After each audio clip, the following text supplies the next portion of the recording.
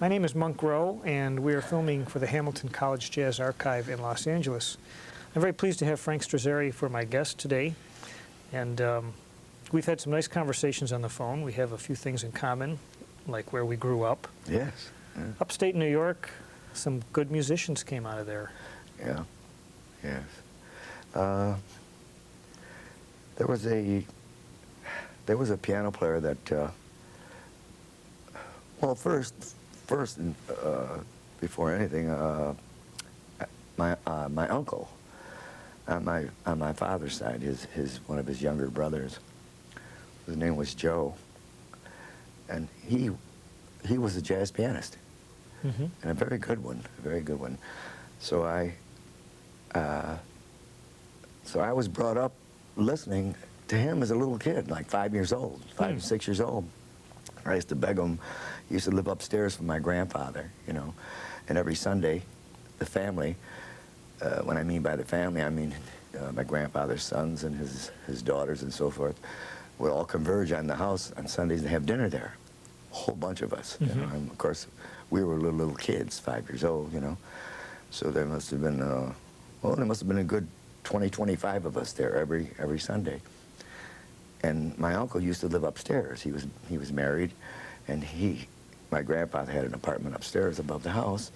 So Joe would come downstairs and join us, you know.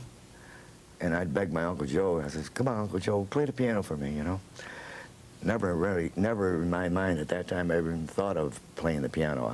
I was, if I had thought of it, you know, which I didn't, I would have wanted to play a horn, which I did later start that way. Mm-hmm. Anyway, I grew up listening to my Uncle Joe playing a swing-style piano like a Teddy Wilson, Art Tatum, Mel Powell kind of a bag, you know. Can you recall any of the tunes he played that might have stuck in your ear? I used to play Avalon and After You've Gone and Indiana and Idaho and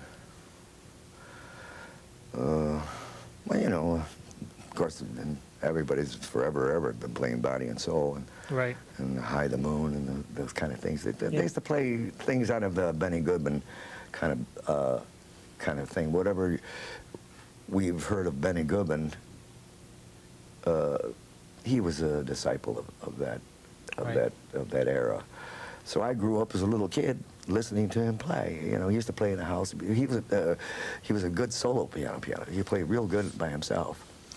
And did you ever get to go out and hear him in a yes, I did. Jazz environment? Yeah. Oh, I used to hear him a lot because he had he opened up a club in Rochester at that time, and the club in Rochester was the going place. It was named Squeezer's Bar, and my uncle, as it evolved, you know, from a local musicians playing there, he eventually got to booking people out of New York City. Mm-hmm. So in turn, I got to hear all the musicians play out of New York City. But the strange thing about it, he would tell the waitresses that worked in the club, the bartenders, never to tell anyone that he played. Oh. No one ever knew he played. It was like everyone knew it but the people that were playing there. Uh-huh. And Teddy Wilson used to play there, and Teddy Wilson used to become, George Wallington, people like that used to be there, Hank Jones, and none of them knew that he was a piano player. Were they afraid they were going to ask him to sit in or something, and he would not feel? He felt that he just felt he wasn't on that level, and but he was. He really was. He was by my feelings, from things I've heard and listened to, because I used to hear him play. Mm-hmm. He played as good as them.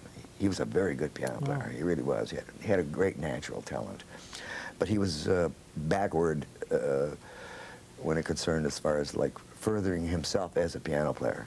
Mm-hmm. I mean, I have reservations about things of thinking about it in the past, thinking about it, and I would often tell myself, gee, you know, if he had only would have not listened to outside people, like, you know, maybe people in the family that didn't want him to play music, you know, for a living, you know, because he,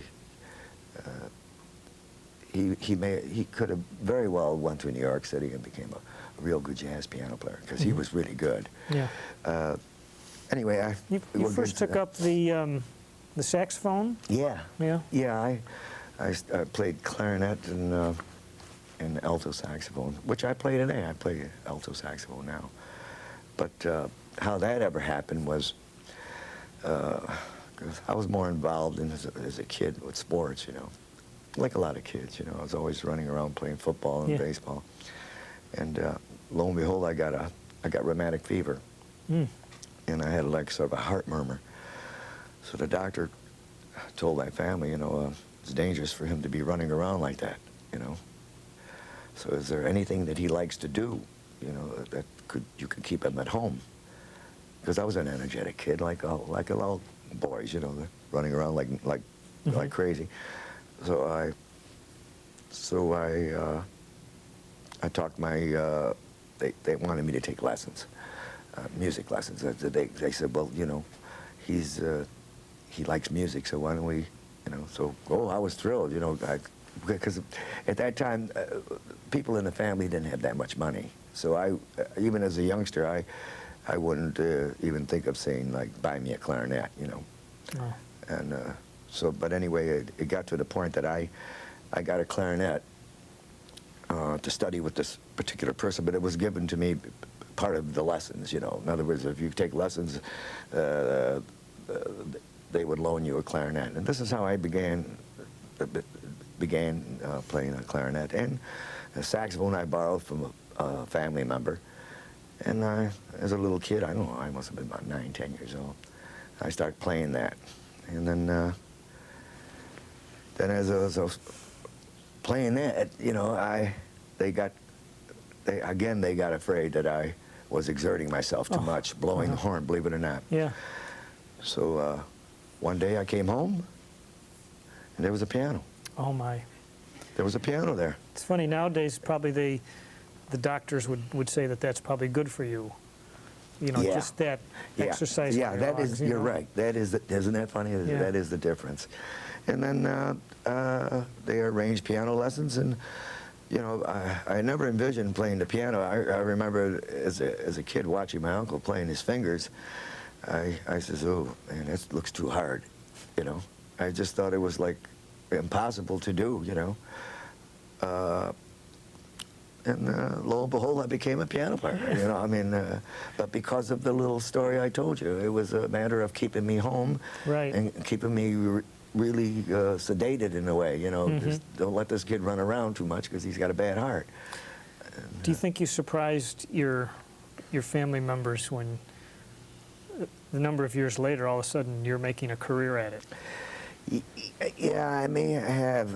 My brothers, both of them are doctors, and then like that kind of a thing, you know. I mean, you expect the other son to follow that kind of a thing, but and it may have happened that way, you know, if I hadn't gotten rheumatic fever and they forced me to stay at home, you know. Yeah. And by that, of course, like I said, I start playing an instrument, mainly to keep me at home. Yeah. You know, so I don't run around, you know, and it was as simple as that. But I wanted it. Like I told you, I really wanted it bad, but I wouldn't tell my father, you know, get me a clarinet or get me a saxophone, you know. And just because of that, they ended up getting me a piano, and they felt that was the easiest thing to do and keep me at home. And that's how I became a piano player. And like you said, what did you just said? Nowadays, I want to get away from that. Thing. Yeah. Yeah, I got away from what you told me. What did they think of how I turned out? Right. Professionally. Well, that my father used to say. He was a great guy, but he used to tell me, "What do you play all that funny kind of music, you know?" And I played the piano. He says, "Why don't you play like Frankie Carl? You know, I could hear the melody. What do you play? And all this noise." He says, "You're playing all this things. I don't know what the heck you're playing, you know." And of course, you know, us people that, you know, we like jazz. jazz is not for everyone. You know that, and I know that. It's a what is it? It's a pretty specialized kind of it's music. a specialized kind of a thing, you know. And, we must. I think we all have to admit that jazz isn't a front runner as far as like public knowledge. Everybody, you know, doesn't know about jazz music, you know, because like what you said, it's a very select kind of a thing, you know. And but anyway, that's I thought that was a funny thing. But anyway, little by little, I started to make a living at doing it, and I played a little around Rochester, New York in those days. But back when I came from, during that time, it wasn't really the thing to do, playing music for a living in a small town like that, you know. I mean, just because everybody was either working at Kodak Park or going to college, becoming a doctor or this or that. And here's a guy. My brothers are studying to be doctors, and here I am playing in a strip joint, playing piano in a strip joint, wondering where my next paycheck would be coming from, you know. And I had gotten married young, and of course my family, my mother and father were very much against it. Hey, what's going on here? How are you going to feed your children? What are you doing? You're wasting your life away here playing this bump-it-up kind of music, and nobody likes what you're doing. There's no future in this kind of thing. And by that happening, I eventually joined the Air Force. Because during the Korean War at that time, I either had to go in the Army or what have you, be drafted, you know. So I joined the Air Force. And as soon as I got in the Air Force, I became a piano player. I became a piano, but that was my break. Yeah. Because they used me as a piano player in the service. I see. And that's when I began to really start playing and learning things. And when I got out of the service, I went back to Rochester, and again, I was stuck with that same kind of way of making a living. Playing, there's playing strips and whatever little jazz was on weekends and so forth. There certainly wasn't enough to make a living. So I moved. Yeah. Ended up in Las Vegas and ended up working with Charlie Ventura there, and Woody Herman, and then Woody Herman told me at one time, and I was working when we got to talking at one night, and he said, "Well, Frank," he says, "what do you want to be?" You know, I said, "Well, I wanted to be a jazz piano player, you know, really." He says, "Well, what are you living here in Las Vegas for, Frank?" He says, "Get out of here." He said, "Go to New York, or go to California, and if that doesn't work out, just quit and go home, man. That's it. If you want to be a jazz piano player, you can't be a jazz piano player playing around Las Vegas. There's nothing but shows here." This kind of thing, you know. Yeah.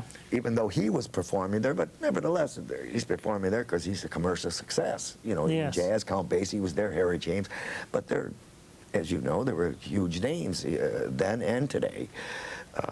So he gave me the best advice that I ever got, really. He told me, get out of there. I mean, if you're going to play jazz, go to New York. And I did go to New York for a spell, and I just wasn't able to cope with that kind of living, you know. It just didn't, because I had a wife and a little kid, you know, and I used to go looking around for an apartment in New York, and as you know, New York, when you haven't got the money to spend $500 in those days on having an apartment, which would have been nice, which I couldn't afford, so I could only afford what. Not a great environment. Funky-looking places, yeah. Man. The environment just wasn't conducive to bringing up a family. So I came out here. Yeah. Let me ask you about working with Al Hirt. Yeah. You went to New Orleans. Yeah, I lived there for a while. From Rochester. How did you land a gig with Al? Well, I used to play with Al Hirt before Al Hirt was Al Hirt. You know, before we all knew of him as being a famous trumpet player. Right. We used to play local gigs. I remember playing with Al, I used to play high school dances with him. Yeah. And we used to play like just regular weekend gigs. I used to play with him. And lo and behold, all of a sudden he becomes a real famous guy, man. Isn't that something? Yeah. There seemed to be a whole style of instrumental music that did well in the 50s and early 60s, like Al and everybody from Ray Conniff and all that kind of instrumental music that you don't see that much nowadays. No, you don't. Yeah. No, you don't. You're right. You're right. Seems like out of that particular thing you're speaking of, seems like the only one that's left. That idiom is sort of Pete Fountain kind of a thing. Yeah. You know, he's still a front runner as far as an instrumentalist out of that. There's a certain thing out of the musicians that come out of New Orleans. Sam Butera, Al Hirt, and Pete Fountain, and those kind of people. They were great musicians, but they sort of played like to me, like a sort of a semi-jazz kind of a thing, you know. They were instrumentalists, but not to the point of like a heavy jazz kind of thing, like, you know, like Art Tatum or Bud Powell or Bill Evans or something of that nature. It's got a jazz tinge to it, but it's very listenable. And it's more listenable and more high-flying horn playing. Yeah. You know. Yeah. I thought Al Hirt was a marvelous trumpet player, speaking, and Pete Fountain too. Those guys could really play great. But you know who was Al Hirt used to talk to me about? He used to tell me how much he loved Clifford Brown. No in those days, yeah. And he turned out what you've heard. But his own words to me in those days is how much he liked to play tunes that Clifford Brown played. We used to play Joy Spring and those kind of things. That Clifford Brown was from. Yeah. We were all familiar with Clifford Brown. Al Hirt used to play those on gigs with me. And he turned out to Java. Yeah, yeah. But his favorite trumpet players, at least that was the impression he gave me, were Clifford Brown and Dizzy and those kind of guys. So he was a true trumpet player, you know. It's just that was his bag of playing, you know. Was your wife into this music you did too? Yes. My wife actually has been with me from the beginning. We were young kids together. Wow. Yeah, we were young. We've been married 45 years. We were high school kids together. In fact, I knew her indirectly, you know, not directly, but I used to see her when I used to go to grammar school. She used to live up the street from my father's barber shop, where my father, that's how I used to go to this particular school. I used to go to my father, go with my dad to the shop in the morning, and I'd go to school, which was in a little different neighborhood than where I lived. I didn't go to school where I lived. I went to school where my father had a shop, and she lived in that neighborhood. And I used to see this little skinny girl go to school all the time, and a few years after we got out of grammar school, of all things, I go to the school, and we meet at the school, and then all of a sudden the whole thing comes around that I said, "So you're the girl that was you know, such and such, you know, a small world." Yeah. And then we got married right out of high school, and she's been with me through New Orleans and New York and here in Vegas, and she's got a. I'm not saying this because she's my wife, but I would have to say any woman with any musician over that period of time is gonna acquire something, and not because of my playing, part of my playing, but a lot of it she sang. She used to sing. She used to be a good singer in the choir in school, and we ended up doing an album. I see. She did a double with me. We went to Spain and did an album, and then lo and behold, she got something wrong with her voice, and she can't sing no more. And but we got as far as doing an album, but well, it helps to have a supportive spouse over the years. Oh yeah. She's you hit it right on the head. She's always been extremely supportive of me, and how in the world else are you going to make it in music being married 45 years? I mean, I would have to say so many marriages probably break down under a musician's kind of life simply because of the negative kind of thing that goes on in his life. One day he's working, one day he's not working, and eventually that kind of stress is gonna blow out a lot of marriages. Right. It's gonna blow out a lot of marriages. But I think a lot of it since she was with me at the beginning. You know, we didn't get together as my career was was going okay. Uh-huh. You know, we started right together through strips and all this kind of thing, so she knew what the ball game was all about. Yeah. So when we went through hard times, I'd have to say she was a trooper. That's good. She knew what was going on, so she wouldn't just break up a marriage because the old man wasn't making enough bread, you know. Uh-huh. That kind of thing. So New York, a little too funky, and so let's try the other coast, huh? Yeah. Yeah. You know, I went to New York there first. There was I went there 2 or 3 times, but this one time I went there, I was staying with Sal Nestico, and I'm sure you're familiar with Sure. Sal. He was a marvelous saxophone Yeah. player, and he was a very dear friend of mine. Really was. He was.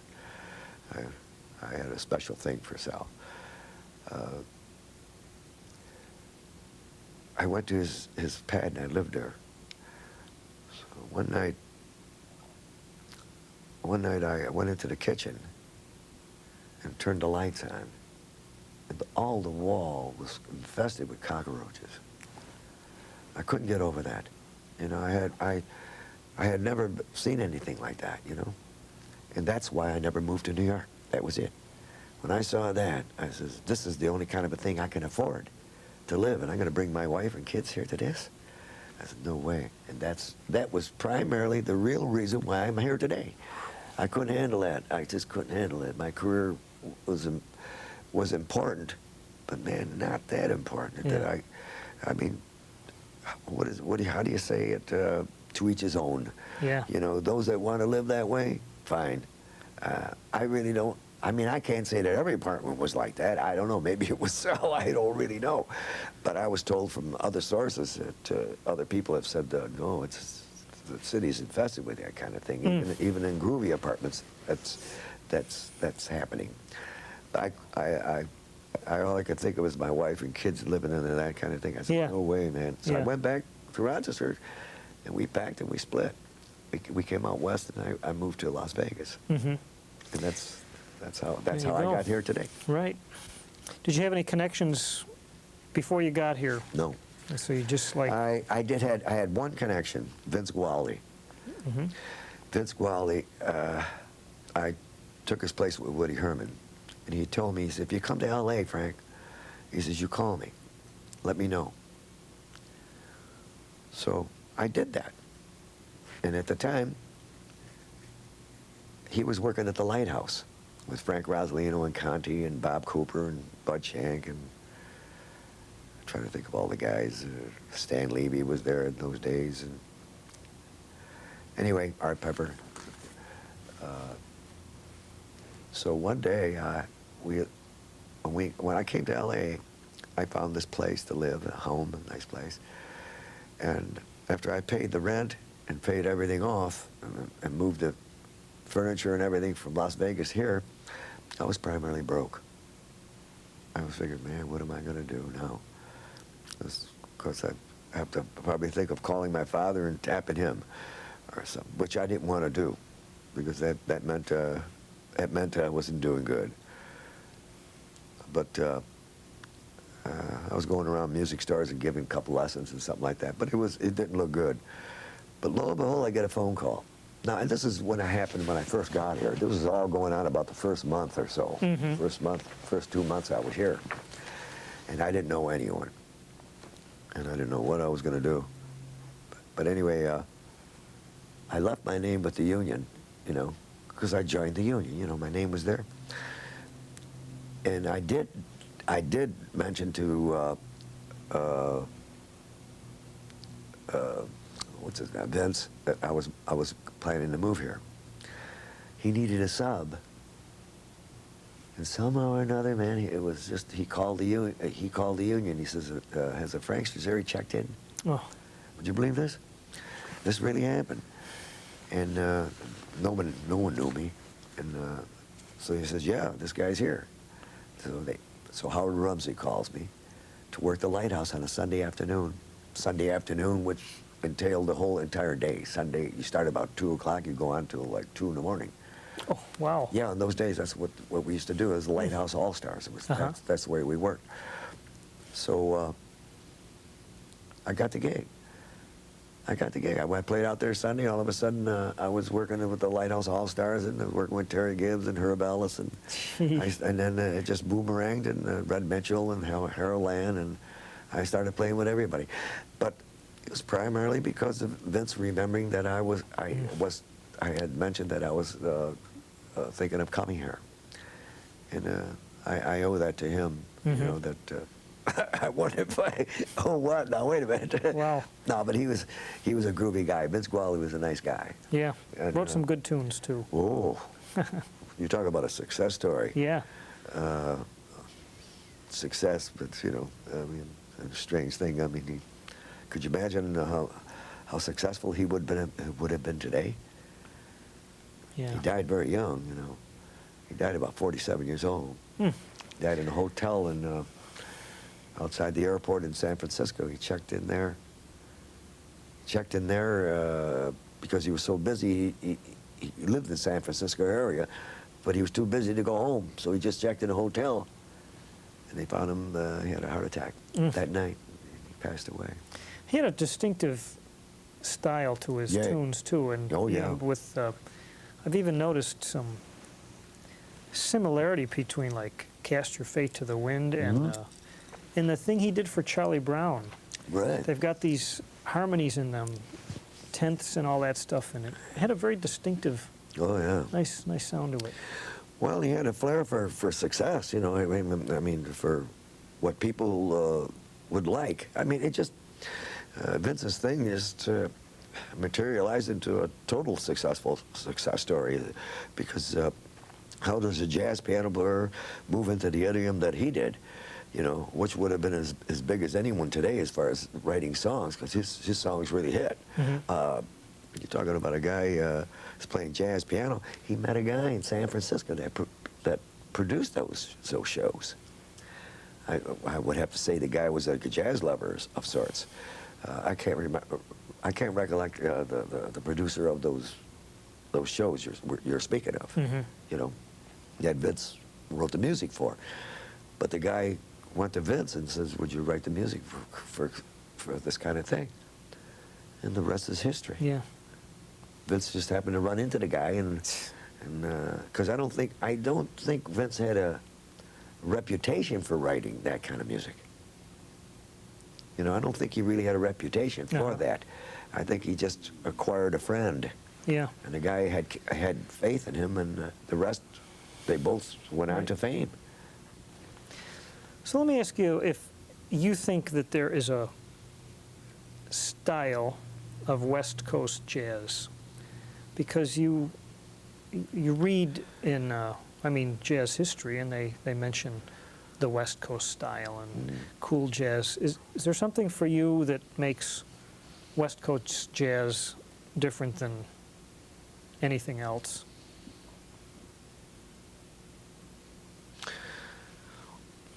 Certainly not today. Certainly not today. I think you're talking about in the 50s, aren't you?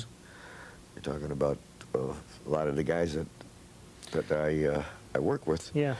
I wonder about that. I wonder about that. I don't know if I'm really qualified to. But I do understand what you're talking about. Is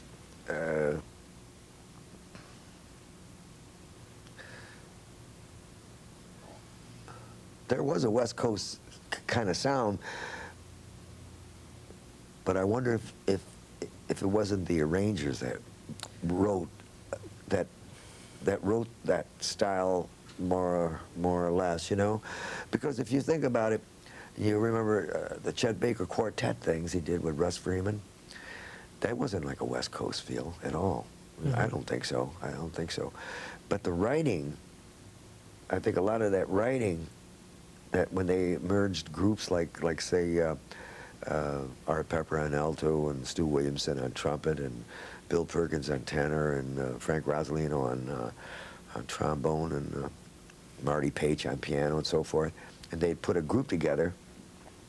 Even Hampton Hawes was part of some of those things, and as you know, Hampton Hawes did not play a style that was conducive to the writing of Shorty Rogers kind of thing, you know. It wasn't laid back at all. No, no. So I think, I personally think, since you asked, I think a lot of that West Coast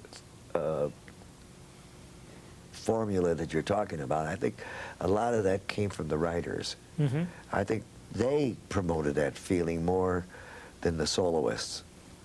You know, it was just a writing thing, you know. Yeah. When I can remember, because I played with all these guys, and strictly in a quartet vein, if I played with Butch Hank or played with Frank Strazzeri or Conte or Bill Perkins or even Stu Williamson, and I'm thinking of all these guys, man. I don't want to leave anybody out because there's so many of them. Art Pepper and Chet Baker. They certainly didn't play a West Coast kind of a feel when they played their horn. Yeah. They really didn't. I mean, I can remember playing with things with Stan Levy and Frank Strazzeri and those guys, and man, that was not West Coast. It was burning, huh? It was burning, man. Yeah. As much as when I was working with Kenny Durham. You know, I mean, it was, like I said, I think a lot of what people back east think of that West Coast sound, I think it was created by arrangers that wrote Marty Page, and it's not West Coast in a way. It's the way they wrote. You know, I mean, yeah. You could, you know, in that particular day, you know, it could have been out of New York. It could have been that guy writing out of New York. It could have been what was his name? Ogelman. Klaus. Ogelman. Yeah, I know who you mean. Good arranger. Klaus I mean, Oberman, you know, yes. Got to remember, he came on 30 years after these guys. You know, I'm talking about Jack Montrose writing, Marty Page, and, right. and people like that, and Shorty Rogers. I think they created what we call the West Coast sound, but that wasn't. It was sort of in the arrangers' hands, that feeling. But certainly the soloists were not influenced by that feeling. You know. Interested to see that you played with a good friend of Hamilton College, who was Joe Williams. I wondered how that came about and how you enjoyed your stint with him. Oh, it was great. I worked with Sweets Edison had a group behind Joe Williams. Yes. We worked out here in different places. I took Tommy Flanagan's place on that particular job. And I liked it a lot. He's a great singer, a great guy too. I had a lot of fun on that band. That band had Sweets Edison was the leader. Mm-hmm. Funny guy, man. And a tenor player that wrote Night Train. Jimmy Forrest. Jimmy Forrest was playing tenor. And Tommy Potter was on bass. Yeah. Yeah. And Clarence Johnson. I remember that band myself. Why I remember it, why I'm making a bigger thing out of it is because when I left the group, they went, their next job, would you believe this, from out here, I forgot, we were in San Francisco or somewhere, and I left and I came back here. And where did they go? They played their next gig in Rochester, New York. Oh. I've never played in my own hometown. Oh, dear. I never played in my own hometown. I doubt that there's 5 or 6 musicians that even know that I'm from Rochester, New York. I've never, nobody, I don't know anyone from there. I went home a couple times and I went to hear young fellas play, and I didn't know a soul. Yeah. I didn't know a soul. Was that stranger in your own hometown? Yeah, that's right. I don't know anybody in my own hometown because everybody's gone. The only one I see from Rochester is once in a while I see Joe Romano, who I grew up with. We were kids together, and he lives in Las Vegas now. He used to live here, and he lives in Las Vegas, and I see him once in a while. So he tells me what's going on over there. He says nothing's going on. Well, listen, when was the first time that you got to actually record that you thought, you know, this is a significant event for me, this recording out here? The first time you got to play with someone on a record? Oh. The first one I recorded was with Terry Gibbs. And, you know, in a lifetime of playing, you do a lot of recordings, right? And it's all part of the business, you know. And I remember the first one as well as I remembered yesterday. I may have forgotten a whole bunch of them, which I have. Mm-hmm. But I won't. You don't forget the first one. The first one was like, wow, you know, it was really a big thing. And my first album was with Terry Gibbs, and I also remember who was on that. And I can't remember hardly anyone that's on records. I can't even remember the name of the records I do, even under my own name. I don't know what that's all about. That's interesting. You forget, you know. I can't forget. We got all these records here. I can't remember I can't remember any of the people on them. But I remember that first one. Bass player used to be with Dizzy. Oh, gee. Frank Capp on drums. Mm-hmm. Herb Ellis was on guitar. Al McKibben was on Al bass. McKibben. Al McKibben was and on he's bass. still out. He's out here now. Yeah. Yeah. And then the second album I did was with Herb Ellis. And after that, I draw a blank. I can't remember one thing from another. Do you think you play as well on record as you do in live situations?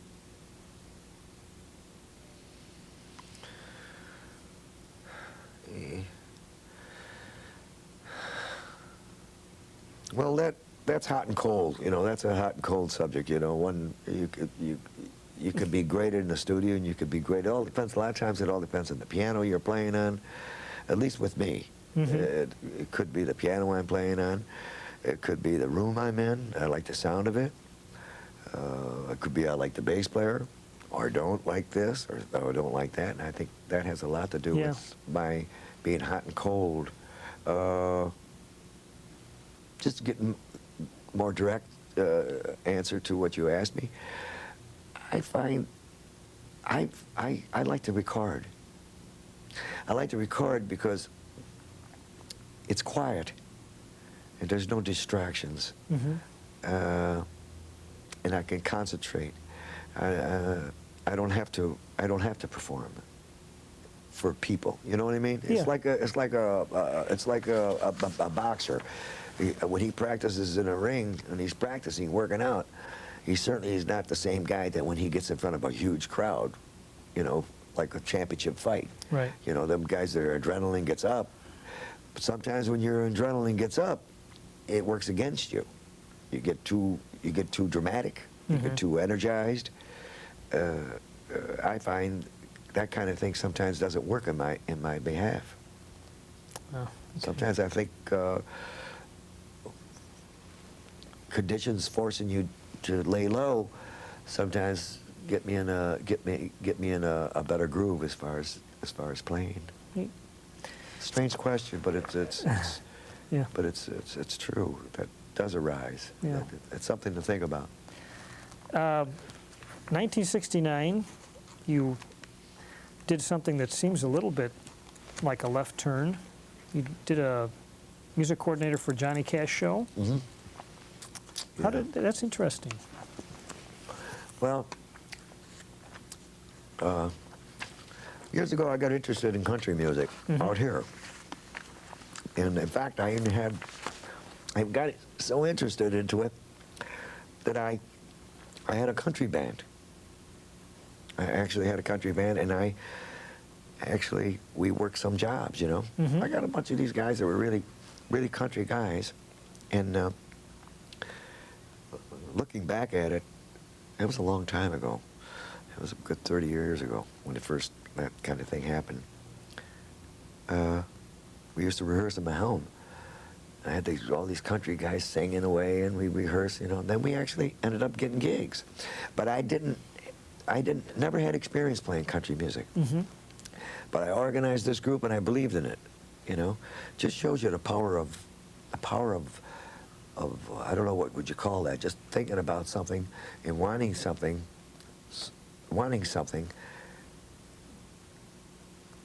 actually makes things like that happen. Mm. And in this particular case, it did. Now here's a guy that played jazz, and all of a sudden he's messing around with country music, and to the point that he actually organizes a band, and actually goes out and gets jobs playing in country. I was playing country gigs, and it was really no credentials. You know, I didn't know many country songs. I used to write my own songs, and we used to play these things, and these guys used to sing them. It's unbelievable. Wow. Anyway, I had some of these guys from back east came and visit me one day at my house. The guys I'm talking about. These guys from back east. This guy Vic Hirsch, and Joe Romano. These guys are J.R. Amato. They're all Sal Nestico. They're all sitting in my den. And now these guys are dead ring jazzers, right? Right. So they come to my house and they're sitting there and watching us play country music, and they're looking at me like there's something wrong with me. Yeah. Anyway, but that was a funny thing. Yeah. To watch their reaction to this whole thing. But what I was really leading to was that all of a sudden I got a call. I got a call from Shorty Rogers that he was doing a thing for Screen Gems out here. And he had something to do with the Johnny Cash show coming out of Nashville, Tennessee. Apparently they asked him for a musician that he would recommend to send down there as being a musical coordinator.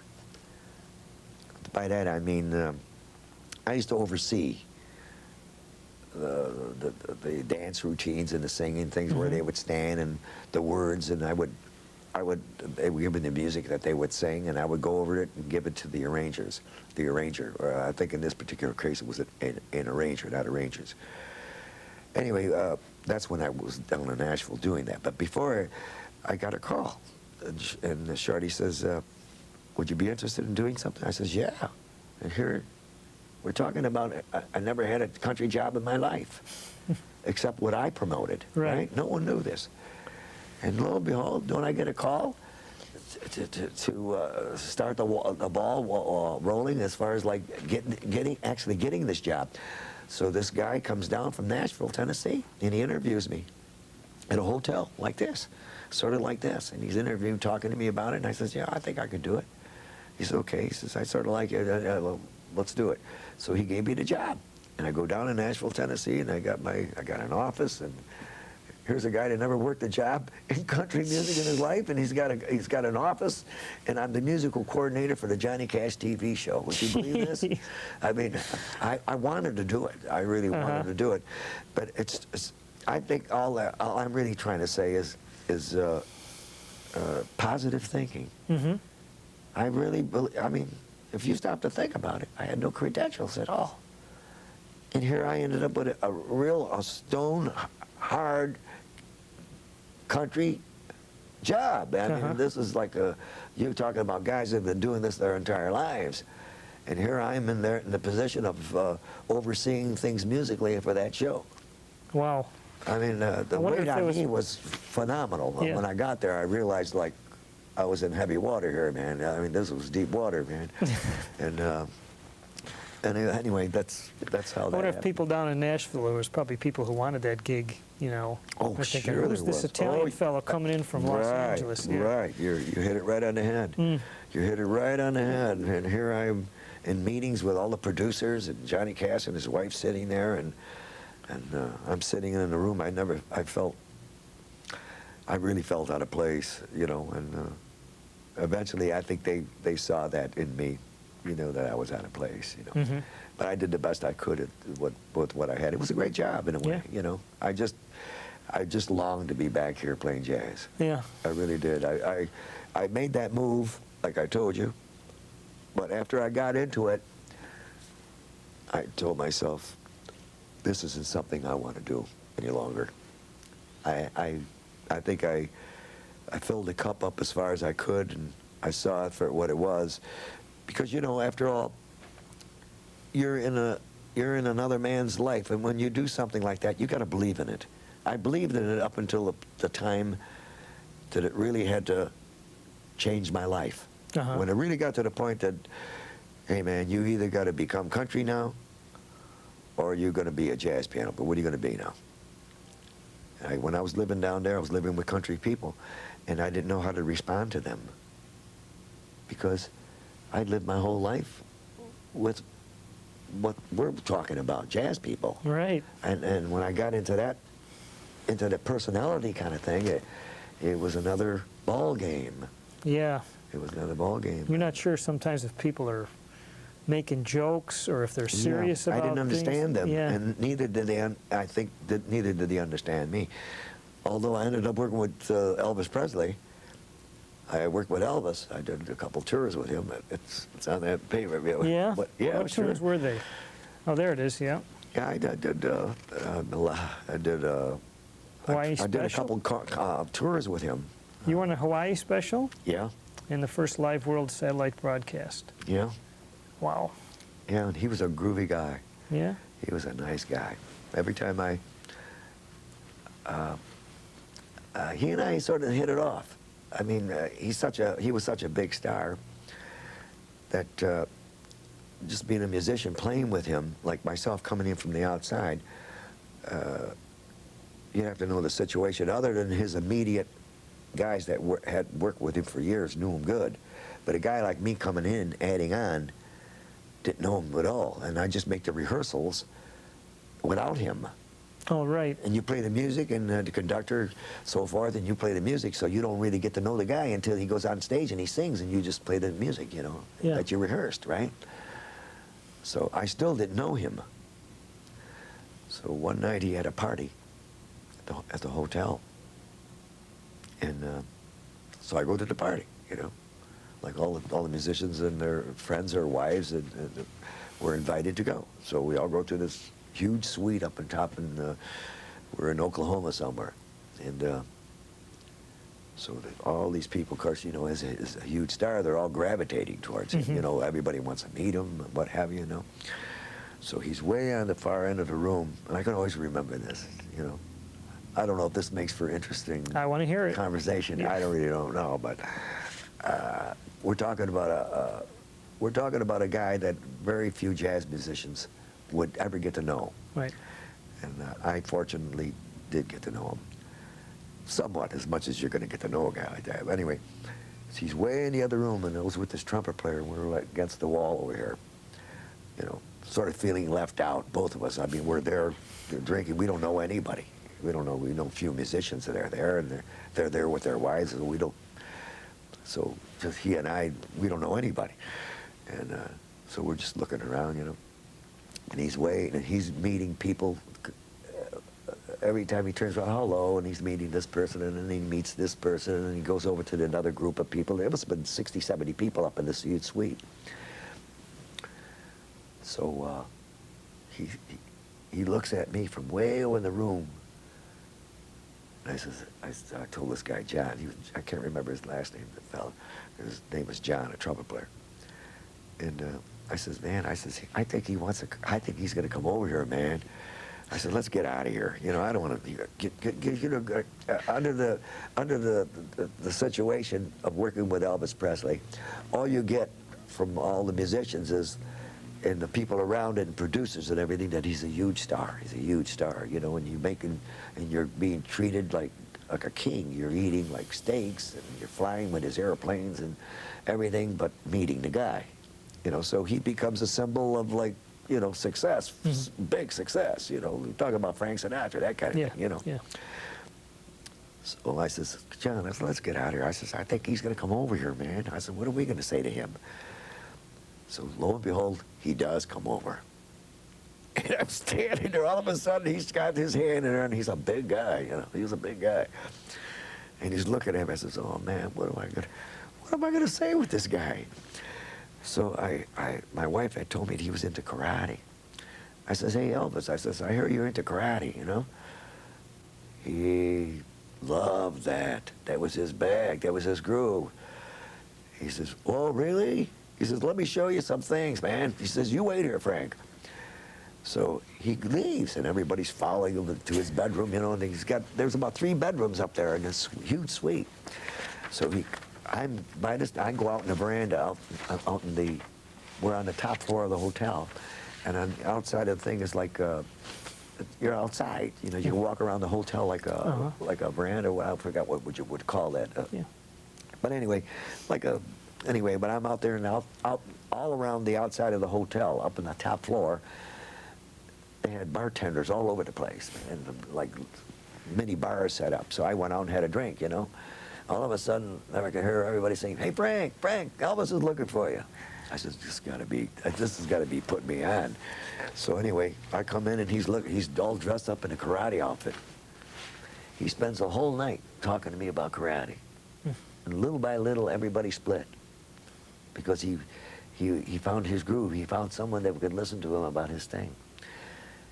And I think he took a liking to me. I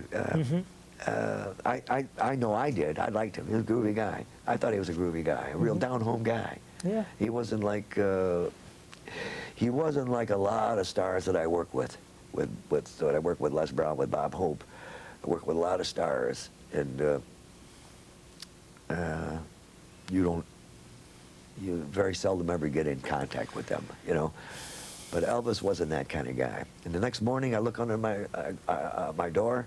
There's an envelope, and there was $300 in there just to talk to him.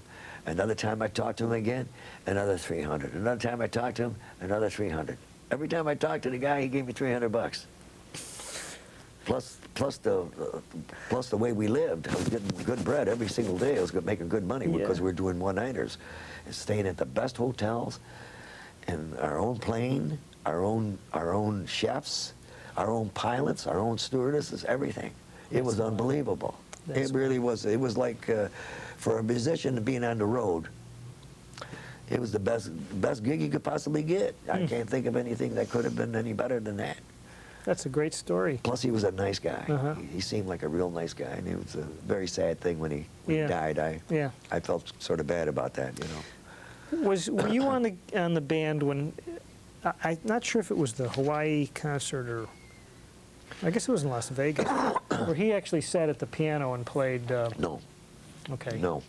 I was surprised to see that. I never knew he did that until I saw that. That would have to have been Las Vegas, I feel. Yeah. You know, I did tours with him twice, but the two biggest jobs were, of course, the recordings that we did were live at Madison Square Garden, and live from what was it, Elvis in Honolulu? I forgot the title of it, the title of the particular album that we did, but it was the first Telstar show that was ever filmed, that was ever beamed down to broadcast. a broadcast. That was it, you know, and then I never went with him again. And that was it. So that was what year? 60. I don't know. It's on that paper. Oh, okay. I can't recollect when it was. I don't know. It was in the 70s, wasn't it, somewhere? It would be interesting for you to tell me. Yeah, it must have been the 70s. Okay. After leaving Les Brown, he was with Elvis, probably early 70s. Yeah. Yeah, I would have to say it was around there. Interesting. Well, it's great to hear that you've had not only the jazz thing, but a little bit of country, a little bit of Elvis. Yeah. You got any other curveballs to throw at me here? I started my first jazz job was in New Orleans, playing with Sharky Banana. Yeah. And that was a Dixieland thing. You know, that was sort of, I have to say, different. It was and I was looking, and I was a young kid, and in those days, I used to look at those guys like they were ancient. Yeah. You know. Yeah, they're probably and just now a few I'm years older than me. Now I'm them today, and it's a strange thing on that particular group that I played with. That band had a very famous guy on it. Really, his name was Emil Christian. He was a trombone player. He was the first jazz trombone player on the original Dixieland band. Oh my! The first original band that came east from New Orleans. They came and they played in Chicago, and that was what was that? Maybe it was around the 1920s or something. When Yeah. they first heard. Yeah. He said the only music that they had ever heard back east in those days was 3/4 time. 1, 2, 3, 1, 2, 3. Uh-huh. They never heard this jazz band Wow. that they call jazz band. From all the people in Chicago were lined up for blocks to hear this new music, and Emil was one of the first guys that played jazz that was seen and recognized in this country. And Wow. he was 68 years old then. I see. In those days, this was, my God, this was in 1950, 1952, around then is when I played with that group. They were all these old guys that originated, part of the origination of really originating of jazz in this Yeah, country. yeah. They were the first recorded jazz band. Right. The original. That's right. That was Emil Christian was on that band, Wow. and it was on, and that group we were playing. I didn't know any of those Dixieland tunes, and I had to play everything by ear, and Emil used to play the trombone part. He played the trombone parts, you know, and for me to follow. When Sharky and the clarinet player would play the melodies on these tunes, I never heard Dixieland tunes. And the trombone player would spell out the chord, try to spell out the chord on the trombone for me, and I'd play it on the piano. That's Then great. I come to find out he was an extremely famous guy, and but he did tell me that he did come to Chicago when he was with that band, and years later I opened up an encyclopedia of jazz, and there he is. With these old picture of the original Dixieland band, there's Emil playing the trombone as a kid. Wow. Is that something? Yeah, that's really I thought that interesting. was a wild thing. A little piece of history there. Yeah. That's nice. You have quite a long list of recording credits. I have one piece here. Let's see if you recognize where this might have come from.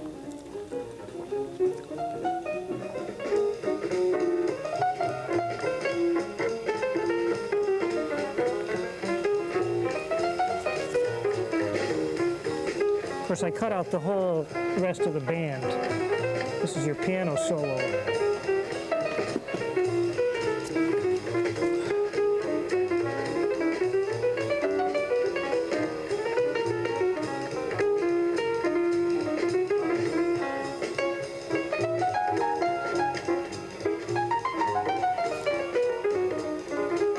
Well, here you go.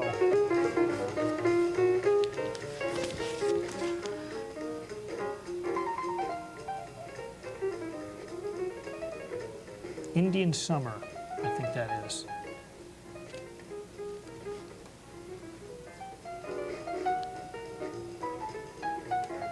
You sure this is from here? Yeah, pretty sure.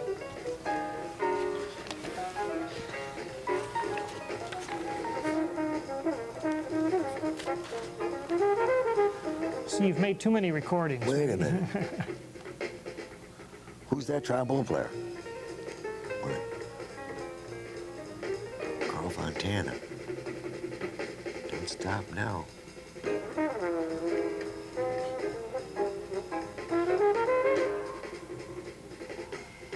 Was this the thing that Conti did a feature on trumpet? Conti's on, yeah. Really? That's Indian Summer? Yeah, I think so. Oh, I see. Yeah. I didn't know. Well, No. I just always think it's fascinating because you fellas who've been in the business for so long do so much recording that Yeah. sometimes it goes by and sometimes you don't even hear it back, I would imagine. Oh, no, you're right. I just did a thing with Lenny Niehaus, and the album is out, and other people have heard it, and I don't even have the album. They didn't even send me the album. A lot of times they don't even send me albums. I don't even know what I've done. I have no idea. And I'm not trying to play that down. You know, I'm trying to make it trying to say trying to make another story out of it. But it's extremely true. You're true. I have to admit, I forget a lot of things I've done. In fact, there was one time I heard a record of a tune I wrote, and it was my arrangement. And it was these guys out of New York doing it. And Kenny Barron was on piano, and I thought it was me. And I said, man, when did I do that thing, you know? Because I had played the arrangement with the guys out here. So I figured that must have been me. And it was Bobby Shue and some guys out of New York that he apparently had taken the arrangement and did this tune I wrote with these guys from New York. But by that arrangement, I thought it was, I thought in this case I was on it. What a surprise to find out it was a whole different band. Oh my! And you played on Chet Baker. Yeah. Wow. Yeah, he was I played with him for years, Chet. About 30 years I played with him. Wow. I actually buried him when he died. I had a talk over his grave. Yeah. Out here, they buried him out here. The family brought him out here and buried him next to his father out here by the airport. Mm-hmm. And they asked me to say something over his grave. I couldn't believe he was dead, man. I had just left him in France, man. I had just left him in France. We were at this chateau, this beautiful chateau. We were out there in the country, man.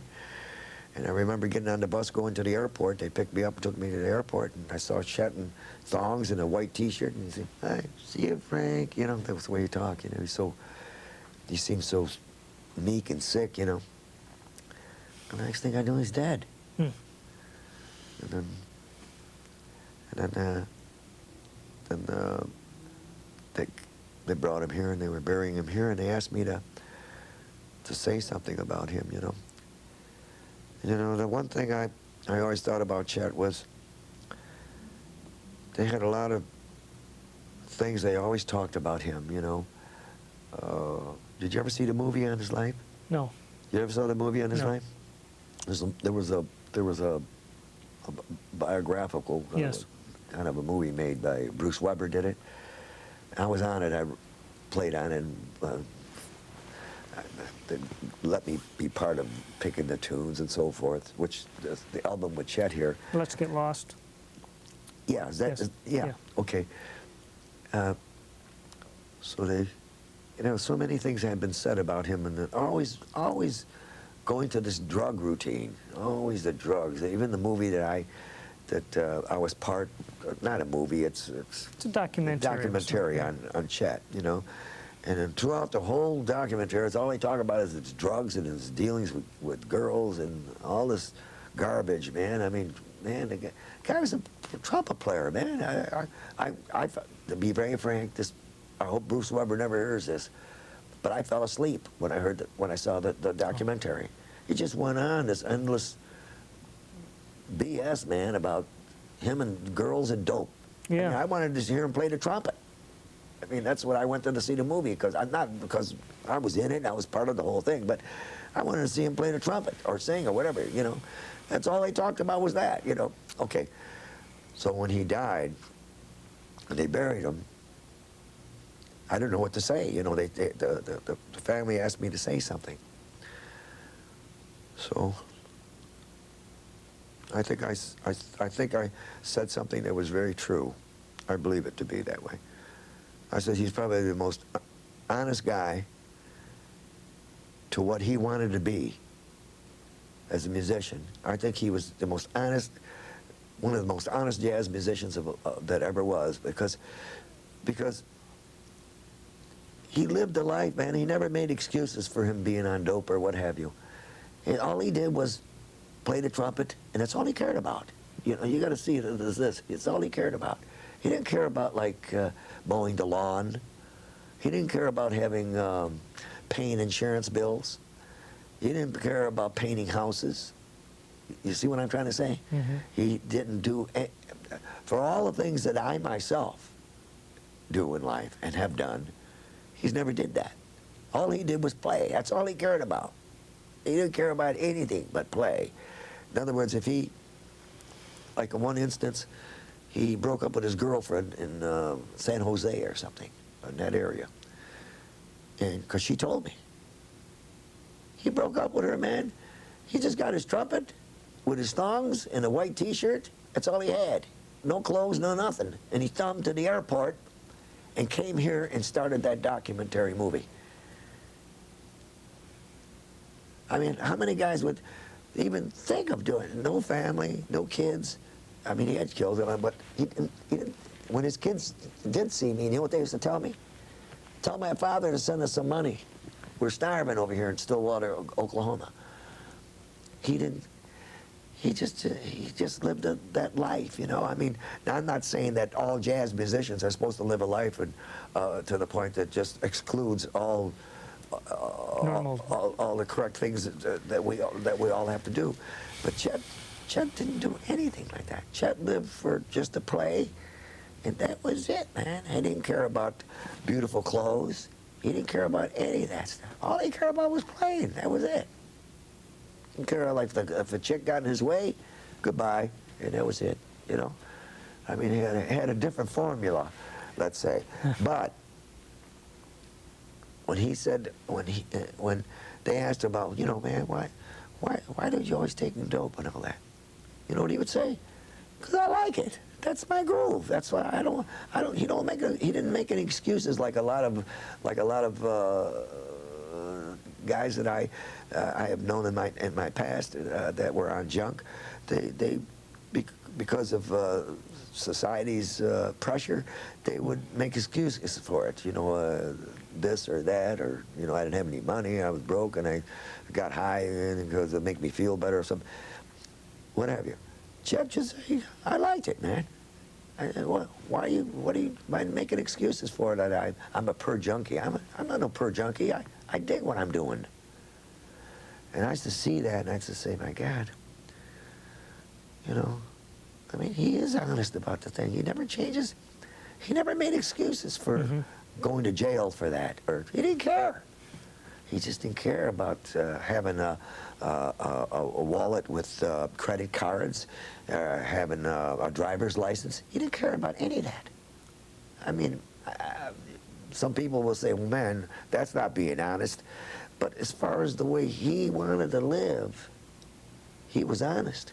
He treated that whole scene honest, man. He didn't hide that he was a doper. He didn't hide that the chick got in his way, goodbye, and go on. And he lived another world, and to me, there was a sense of honesty to him, and when it concerned what he did. You know, I know a lot of people will say, "Well, man, you're nuts." I was around the guy a long time, man. There's certain things about the way he lived that if you put it in a correct vein, there'd be a lot less trouble in this world. You know, it's like in Switzerland and in Holland, places like that. You know, the people that are addicted to drugs, they just let them do it, man, till they die. They don't put them in jail. They just say, okay, you take drugs, go to the park where they sell the drugs. They take the drugs and they go to against a tree. They lay there dead. You know, they're all stoned out. You know, the officials, the cops, just say, let them go, man. You know, and when they die, we just bury them. That's it. You know what they say? Good riddance. But even so, you look at the people that are taking the dope, they just do it, and they gave up. You know, this is their way of life. Yeah. You know, I mean, who's to say what is right when you give up your life, man? You know. Yeah. And these guys give up their lives, man. They're hooked. You know, I've known a lot of people that were hooked, and they were strong enough, or something with them. There was a way of stopping it. And then there's the cases like Chet Baker in Sal Nestico. They couldn't stop it. Yeah. And they were honest about it. They didn't give a hoot what anyone thought of them. They just were going to get high, and that was it. It became part of their lives. Yeah. You know, look at me, man. I smoke cigarettes. Am I any better than them? I don't think so, man. It's just the laws say smoking a cigarette, Frank, is legal, but I'm going to die from it, man.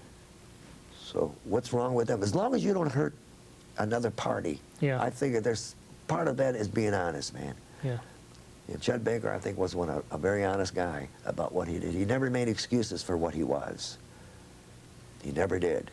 And maybe I'm blabbing No, quite a bit about something of this nature, and not, believe me, I'm not one to uphold being addicted on drugs, but who am I to say what is wrong about anyone when I can't even stop smoking cigarettes, which is just as bad as what they're doing. You know, and I'm not saying I'm honest, but I'm within the law. They know they're breaking the law, and if they get caught, they have to go to jail. Yeah. I would have to say they're more honest than I. I'd have to say they're more honest about what they're doing than myself. Well, must have been But maybe I'm, interesting to try to accompany him in his singing. Yeah. It was such a fragile approach he had. Yeah. To what to play behind that. Playing behind him was like playing behind the easiest thing I've ever done was play behind him. He never questioned me. Never. Yeah, that's another thing that was great about him. He was an old picayune kind of a guy. He knew who he was. He knew he was important. That I don't want to alleviate that, because he told me some things that made me know, because he had a lot of battles with promoters, jazz promoters. Yeah. And basically what he was saying, like, hey man, I'm somebody. You don't tell me what to do. If you want me, I tell you what to do. So that some of that did rub off on me as far as like learning about him. What were we speaking of again? I was just trying to envision what it was like to play behind him, you know. He was very easy because he was a basic jazz guy. He was very, very basic. What I liked, he liked. I think there's a certain element of jazzers that are basic guys, like Frank Rosalino. I think Charlie Parker was basic. A lot of basic qualities. They didn't have, they wouldn't take a tune and say, here man, here's the changes. This is what I want to hear. And I play with a lot of guys that are that way. And there's nothing wrong with that either. It's just that I'm saying he was more of a basic guy. He would leave it up to you to do it. Maybe he was a little on the lazy side, that he wouldn't even have lead sheets written up, you know, something like that, you know. But he would say, Frank, you know what? Yeah, let's do it. He wouldn't say what key, nothing. I would play it, I'd start the tune off, and if when it was high, he'd sing falsetto. He'd sing in any key. He'd sing in any key. He wasn't like all the other singers, you know, whoever sing E flat, A flat. He never asked you to key. He'd never say the key, nothing. You just do it, and then if it's high, he'd sing high. You know, that's the way he was. He's a very basic guy. Wow. He was very, very basic, a musician. He never asked that much of you. But if you didn't play good, out, man. Yeah. It was as simple as that. Wow. Yeah, it's sort of, he was even honest that way, in a sort of way. He was a very honest musician. You'd have to be playing a long time to know what when I say honest. And he wouldn't ask that much of you. But if you did play good, man, I saw what he did to other people. Yeah. He'd toss them out right now, man. He wouldn't even talk. He'd freeze them. Wouldn't even talk to them. Wouldn't talk to them. I saw him freeze a lot of guys. He just wouldn't talk to them. They would talk to him, he wouldn't answer them. He'd just make them know that he wasn't interested in them. You know. You're a fairly prolific tune writer too. You write most of your tunes at home. You just sit down and see what happens. Yeah, like I suppose everyone that writes a tune. It isn't difficult at all. Once in a while, I'll come upon a tune that I actually sit there and waste time with it for about 3 or 4 days. Yeah. Yeah. There's a couple tunes where I sat on them, but I have to say, as far as like tune writing, I really think most guys that write tunes, because I don't want to speak of myself as a tune writer per se, like Hank Mancini or something like that, you know. God, I wish I was, but I think most people that write songs, I think it becomes easy for them. I just can't envision the songs I wrote, whatever I wrote, whether it was good or bad, to me it was like nothing. It was like a very, I say it that way because I ran across a lot of people who have sort of made a big thing about writing. And to me, I can't picture Hoagie Carmichael or those kind of people, or Charlie Parker, or any of those people that wrote, or Miles, or whoever wrote songs, man. It must have been easy for them, man. I know it wasn't hard for me. Okay.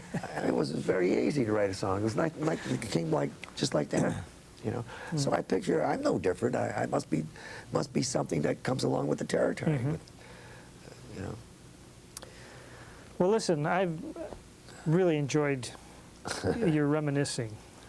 I really did. It's my pleasure, All believe right. me. That's because, you know, we're talking about something that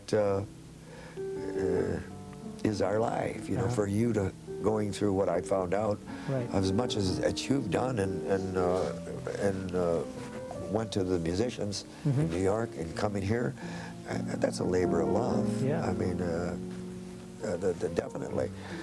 So if you're happy about it, so am I. It's like me. It's like me playing with. Like Chet. Chet's the way Chet was. He was all for jazz. His whole life was jazz, man. And like I told you, nothing meant anything. In his case, maybe it was overdone a little. But nevertheless, he was doing what maybe he was born to do. Maybe he was born to be that. It's like myself. Whether I like it or not, you know, I became a piano player. You know, I mean, I believe a lot of things are written on the wall. Before you even get there, they're there, you know, and they happened, you know, like that funny story about the country. Right. How in the world could that ever emerge? How could that have ever happened unless I believed in it so much that something was written there for that to happen? I mean, it never happened again. Yeah. You know, so, All right. Thank you very much. my pleasure.